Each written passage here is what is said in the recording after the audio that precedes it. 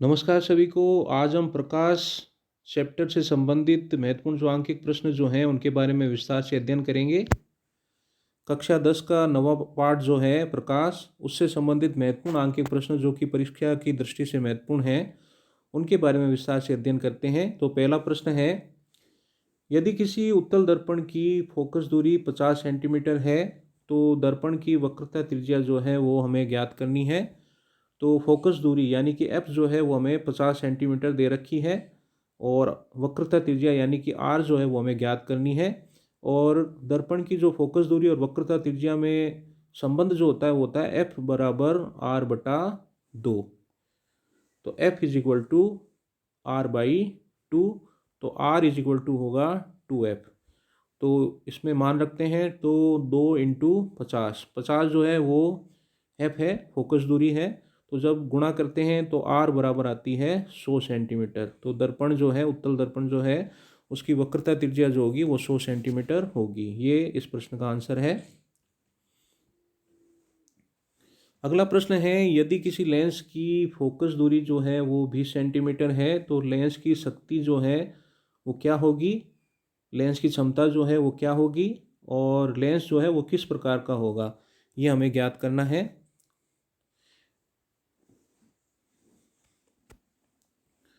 तो लेंस की फोकस दूरी यानी कि एफ जो है वो 20 सेंटीमीटर है। तो F is equal to 20 centimetre. तो केवल 20 सेंटीमीटर लिखा हुआ है तो इसका मतलब ये हुआ कि जो फोकस दूरी जो है वो धनात्मक है, यानी कि F is equal two plus 20 centimetre है। और ये प्लस का निशान ये बताता है कि फोकस दूरी जो है वो धनात्मक है। तो फोकस दूरी अगर धनात्मक है तो लेंस कौन सा होगा, उत्तल लेंस होगा, क्योंकि उत्तल लेंस जो होता है उसकी फोकस दूरी जो होती है वो धनात्मक होती है। फोकस दूरी जो है वो धनात्मक है, पॉजिटिव है, इसलिए लेंस जो है वो उत्तल लेंस होगा। तो लेंस का प्रकार क्या हुआ, उत्तल लेंस। अब हम लेंस की क्षमता या शक्ति जो है उसका मान ज्ञात करते हैं। तो लेंस की क्षमता या शक्ति का सूत्र होता है P is equal to 1/F। यहाँ पे F जो है वो सदैव मीटर में रखी जाती है। तो P is equal to 1/F। ये F जो है वो हमें 20 सेंटीमीटर दे रखी थी, ये सेंटीमीटर में है, इसको जब मीटर में बदलते हैं तो ये आता है 0.2 मीटर। अब इस सूत्र में F का मान रखते हैं तो P इज इक्वल टू 1/0.2। तो इसको हल करते हैं तो ये आता है 5D। D जो है इसकी फुल फॉर्म होती है डायप्टर। डी जो है उसका पूरा नाम होता है डायप्टर। और ये जो लेंस की शक्ति या क्षमता जो होती है उसका मात्रक होता है। तो लेंस की क्षमता या शक्ति का मात्रक जो है वो होता है डायप्टर। तो इस प्रकार से इस प्रश्न का आंसर आया 5D या 5 डायप्टर, ये इसका आंसर आया। अब आगे के जो प्रश्न जो हैं उनको हल करने से पहले हम जो कार्तीय चिन्ह परिपाटी जो है उसको भलीभांति से समझ लेते हैं, क्योंकि ये बहुत महत्वपूर्ण है। कार्तीय चिन्ह परिपाटी जो होती है वो लेंस और दर्पण जो है उन पर समान रूप से कार्य करती है, चाहे लेंस वो उत्तल लेंस हो या उत्तल लेंस हो, चाहे वो दर्पण उत्तल दर्पण हो या उत्तल दर्पण हो।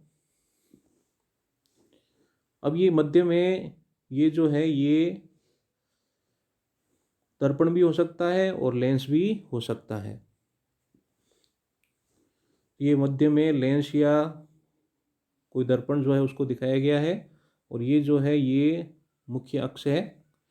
तो कार्तीय चिन्ह परिपाटी के अनुसार दर्पण या लेंस से आगे की ओर यानी कि इस तरफ की जो दूरियां जो होती है वो ऋणात्मक होती है, नेगेटिव होती है। नीचे की तरफ भी यही बात होगी।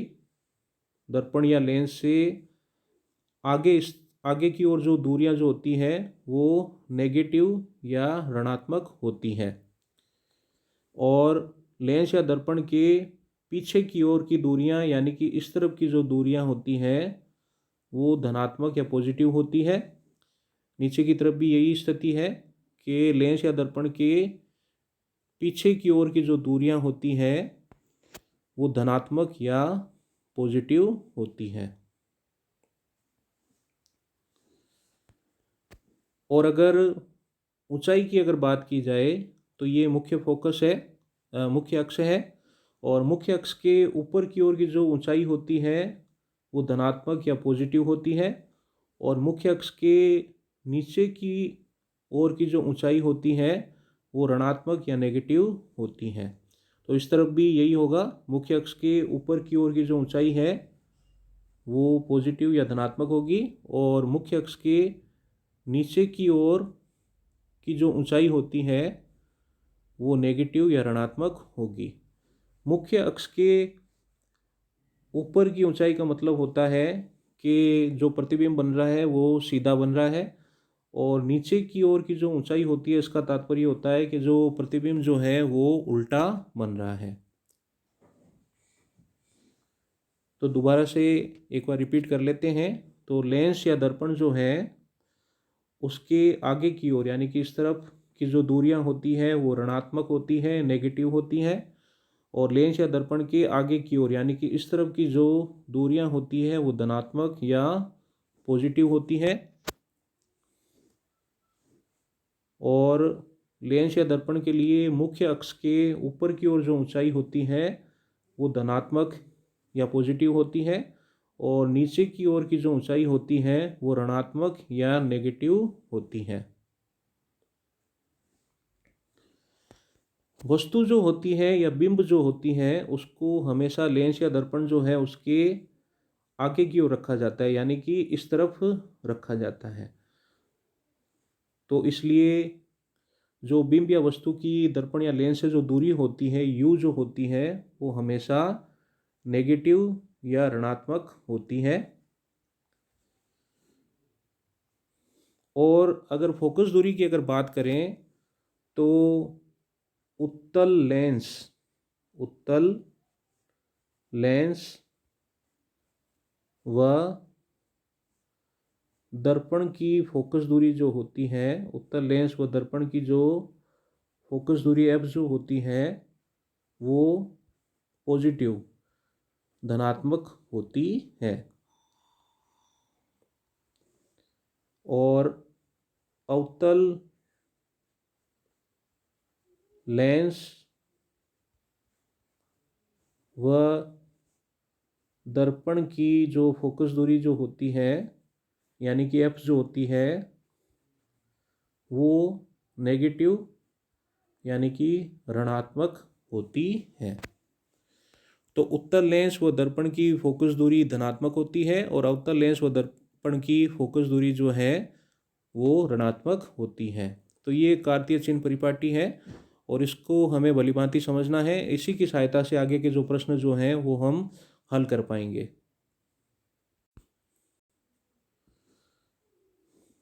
अब अगला प्रश्न है कि एक व्यक्ति का चेहरा सेविंग दर्पण से 20 सेंटीमीटर की दूरी पर है। यदि सेविंग दर्पण की फोकस दूरी 80 सेंटीमीटर है तो बनने वाले प्रतिबिंब की दर्पण से दूरी व आवर्धनता जो है वो हमें ज्ञात करनी है। तो व्यक्ति का चेहरा सेविंग दर्पण से 20 सेंटीमीटर की दूरी पर है। इसका मतलब जो बिंब या वस्तु की जो दूरी है दर्पण से वो 20 सेंटीमीटर है, u जो है वो 20 सेंटीमीटर है, और फोकस दूरी हमें दे रखी है 80 सेंटीमीटर। हमें ज्ञात करना है प्रतिबिंब की दर्पण से दूरी यानी कि v जो है वो हमें ज्ञात करनी है, और प्रतिबिंब की जो आवर्धनता जो है m जो है वो भी हमें ज्ञात करना है। अब जो सेविंग दर्पण जो होता है उसमें सदैव अवतल दर्पण जो होता है उसका उपयोग किया जाता है, और अवतल दर्पण की जो फोकस दूरी होती है वो ऋणात्मक होती है, नेगेटिव होती है। इसलिए 80 सेंटीमीटर जो है वो नेगेटिव होगी, ऋणात्मक होगी। इसलिए f फोकस दूरी f जो है वो होगी -80 सेंटीमीटर, और वस्तु या बिंब की दर्पण से दूरी u जो है वो होगी -20 सेंटीमीटर। ये हमने समझा था आगे कि बिंब की जो दूरी होती है, वस्तु की जो दूरी होती है वो ऋणात्मक होती है, तो u जो है वो होगी -20 सेंटीमीटर। हमें ज्ञात क्या करना है, v ज्ञात करना है, और m जो है आवर्धनता जो है वो हमें ज्ञात करनी है। v प्रतिबिंब की दर्पण से दूरी v हमें ज्ञात करनी है, और आवर्धनता m जो है वो हमें ज्ञात करनी है। तो दर्पण सूत्र होता है 1/v + 1/u = 1/f। इसको हल करते हैं तो ये आता है 1/v is equal to 1/f minus 1/u। अब यहाँ पे हम f और u का मान रखते हैं, तो f की जगह -80 रखते हैं तो 1/-80, u की जगह -20 रखते हैं तो -1/-20। अब इसको आगे हल करते हैं तो ये आता है -1/80 प्लस 1/20, माइनस माइनस की गुणा हुई तो वो प्लस हो गया था। तो इसको और हल करते हैं तो ये आता है -1 + 4/80, तो ये हल करने पर आएगा 3/80। अब ये तो हमें 1/v प्राप्त हुआ है, तो 1/v जो है इज इक्वल टू है 3/80। तो v का मान होगा, v जो होगा वो होगा 80/3। 80/3 को हल करते हैं तो वो आता है +26.67 सेंटीमीटर। तो ये v का मान हो गया, ये आंसर हो गया। तो v जो है उसका मान होगा +26.67 सेंटीमीटर, यानी कि जो प्रतिबिंब जो है उसकी दर्पण से दूरी होगी 26.67 सेंटीमीटर। और ये क्या है, ये पॉजिटिव है, प्लस है, धनात्मक है। तो इस प्रकार के जो प्रश्न जो होते हैं इसमें हमें जो माइनस और प्लस चिन्ह जो हैं उनका भली भांति जो है उनको रखना चाहिए। कार्तीय चिन्ह परिपाटी को ध्यान में रखते हुए प्लस और माइनस का जो चिन्ह होता है उनको इस प्रकार के अंकित प्रश्नों में अच्छी तरह से भली भांति रखना चाहिए, तभी हमारा प्रश्न का जो आंसर है वो सही आएगा। तो ये बहुत महत्वपूर्ण है। तो v जो है यानी कि प्रतिबिंब की जो दूरी है वो आई +26.67 सेंटीमीटर, प्लस यहाँ पे प्लस का निशान आया है, यानी कि जो प्रतिबिंब की जो दूरी है वो धनात्मक है। तो इसका मतलब ये हुआ कि जो प्रतिबिंब जो है वो दर्पण के पीछे की ओर बनेगा और 26.67 सेंटीमीटर पे बनेगा। अब हम प्रतिबिंब की आवर्धनता ज्ञात करते हैं। तो आवर्धनता दर्पण के संदर्भ में होती है, सूत्र होता है m = h/h, या ये बराबर होता है -v/u के। तो m आवर्धनता जो है दर्पण के संदर्भ में होती है -v/u। v जो है वो प्रतिबिंब की दर्पण से दूरी है और u जो है वो बिंब की दर्पण से दूरी है। यहाँ पे हम मान रखते हैं तो v की जगह आया 26.67 और u की जगह आया -20। तो इसको जब हल करते हैं तो ये आता है +1/+1.33। तो m का मान आया +1.33। तो देखिए 1.33 का मतलब ये हुआ कि ये जो प्रतिबिंब जो है वो बिंब से बड़ा बनेगा, बिंब का 1.33 गुना बनेगा, ठीक है। और इसके साथ साथ ये प्लस का निशान भी आया है। तो प्लस का निशान का मतलब ये होता है कि जो प्रतिबिंब जो होता है वो सीधा बनेगा। तो प्लस का निशान आया, इसका तात्पर्य ये है कि जो प्रतिबिंब जो है वो सीधा बनेगा। और 1.33 का मतलब ये हुआ कि प्रतिबिंब जो है वो बिंब से बड़ा बनेगा, 1.33 गुना बनेगा। और सीधा प्रतिबिंब, आभासी प्रतिबिंब जो होता है वो हमेशा सीधा सीधा बनता है। तो ये जो प्रतिबिंब जो है वो आभासी होगा। तो इस प्रकार से प्रतिबिंब की प्रकृति इस प्रकार होगी कि प्रतिबिंब जो है वो आभासी बनेगा, सीधा बनेगा और बिंब से बड़ा बनेगा, यानी कि 1.33 गुना बनेगा। तो ये इस प्रश्न का आंसर हुआ। तो इस प्रश्न का आंसर, दो आंसर, कि जो प्रतिबिंब की जो दूरी है वो तो होगी +26.67 सेंटीमीटर, और प्रतिबिंब जो है वो आभासी होगा, सीधा होगा और बिंब से बड़ा होगा, यानी कि 1.33 गुना होगा।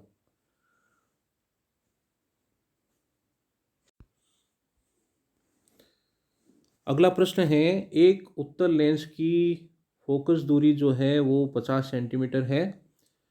यदि एक बिंब इससे 30 सेंटीमीटर दूरी पर रखा हो तो प्रतिबिंब की स्थिति एवं प्रकृति जो है वो हमें ज्ञात करनी है। तो उत्तल लेंस की फोकस दूरी यानी कि f जो है वो हमें 50 सेंटीमीटर दे रखी है। बिंब की लेंस से दूरी 30 सेंटीमीटर, यानी कि u जो है वो हमें 30 सेंटीमीटर दे रखी है। तो हमें प्रतिबिंब की स्थिति और प्रकृति हमें ज्ञात करनी है, यानी कि प्रतिबिंब जो है वो कहाँ बनेगा, कितनी दूरी पर बनेगा, कैसा बनेगा, ये सब हमें ज्ञात करना है। तो फोकस दूरी जो है वो एफ जो है वो 50 सेंटीमीटर है। उत्तर लेंस है और उत्तर लेंस की जो फोकस दूरी जो होती है वो सदैव धनात्मक होती है। तो ये एफ जो है वो प्लस 50 सेंटीमीटर है, यानी कि धनात्मक 50 सेंटीमीटर है। और यू बिंब की लेंस से दूरी जो है वो माइनस 30 सेंटीमीटर है, क्योंकि कार्तीय चिन्ह परिपाटी में हमने समझा था कि जो बिंब की जो लेंस से या दर्पण से दूरी जो होती है वो ऋणात्मक होती है, इसलिए ये 30 सेंटीमीटर जो है वो नेगेटिव होगा। u is equal to minus 30 centimetre. अब पहले हम v जो है प्रतिबिंब की लेंस से दूरी ज्ञात करते हैं। यहाँ पे लेंस सूत्र से, दर्पण सूत्र नहीं, लेंस सूत्र से, लेंस सूत्र होता है 1/v minus 1/u is equal to 1/f। ये लेंस सूत्र होता है और इससे आया 1/v is equal to 1/f plus 1/u। अब इसको हल करते हैं। f की जगह f का मान रखते हैं और u की जगह u का मान रखते हैं। तो ये हुआ 1/50 प्लस 1/-30। तो 1/50 माइनस 1/30। तो ये मान रखने पर 1/50 माइनस 1/30 आया। इसको हल करते हैं तो हल करने पर ये आया 3 माइनस 5/150। इसको और आगे हल करते हैं तो ये आया -2/150। तो ये तो आया है 1/v। तो 1/v का मान आया -2/150। और इसको जब हल करते हैं तो v का मान आता है -75 सेंटीमीटर, यानी कि प्रतिबिंब की लेंस से दूरी होगी -75 सेंटीमीटर, ऋणात्मक 75 सेंटीमीटर। तो 75 सेंटीमीटर का तात्पर्य तो ये हुआ कि प्रतिबिंब जो है वो लेंस से 75 सेंटीमीटर दूरी पर बनेगा। और माइनस का मतलब ये हुआ कि प्रतिबिंब जो है वो उत्तर लेंस से आगे की ओर बनेगा। अतः प्रतिबिंब जो है वो लेंस से बाईं ओर 75 सेंटीमीटर दूरी पर बनेगा। तो प्रतिबिंब जो है वो लेंस से बाईं ओर, यानी कि लेंस से आगे की ओर बनेगा और 75 सेंटीमीटर दूरी पर बनेगा। तो ये मान लीजिए ये लेंस है, ये इस तरफ जो है ये बाईं ओर है और इस तरफ जो है ये दाईं ओर है। ये वाली इस तरफ जो है ये लेंस से आगे की स्थिति है और इस तरफ की जो स्थिति है वो लेंस के पीछे की ओर की स्थिति है। तो इस कंडीशन में प्रतिबिंब जो है वो लेंस से बाईं ओर बनेगा और 75 सेंटीमीटर दूरी पर बनेगा। अब हम जो प्रतिबिंब जो है उसकी आवर्धनता ज्ञात करते हैं। तो लेंस के संदर्भ में जो आवर्धनता जो होती है उसका सूत्र होता है m is equal to v/u। v जो है वो प्रतिबिंब की दूरी है, u जो है वो बिंब की दूरी है। तो m is equal to v/u, यहाँ पे v और u का मान रखते हैं। तो -75/-30, तो ये आया 5/2, तो ये आया 2.5। ये क्या है, +2.5। तो 2.5 का मतलब तो ये हुआ कि जो प्रतिबिंब जो है वो बिंब या वस्तु से बड़ा होगा, 2.5 गुना होगा। और